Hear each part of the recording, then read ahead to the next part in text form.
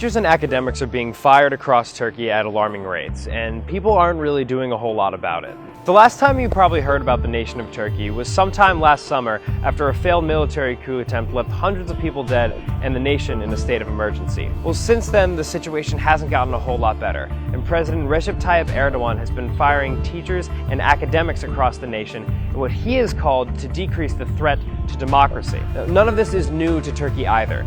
In 3 other modern instances, there have been academic purges following military coup attempts. Only this time it's never been so bad. Immediately following the coup, Erdogan dismantled 15 universities across the country, which has displaced over 60,000 Turkish students. Since then, these purges have only gotten worse, and this is bad considering that an increasing number of Turkish teachers are seeking asylum in places such as Europe and the Middle East. Just recently, for example, a group of Turkish kindergarten teachers were fired for teaching lessons in Kurdish. Considering that many of these teachers are being sent to prisons across the country that are in no way equipped to house this many prisoners, conditions are getting worse and worse by the moment. Take GOKHAN ACIKKOLLU, for example, a Turkish high school teacher who was detained just a few weeks after the coup.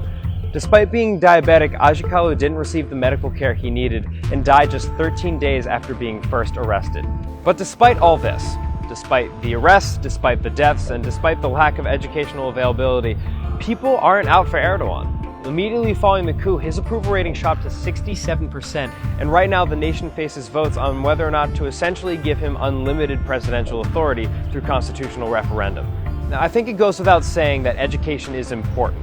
But right now, Erdogan is doing all he can to suppress that right as his rule becomes increasingly authoritarian. Given just how important Turkey is to both the regions of Europe and the Middle East, this could spell for major instability in the region.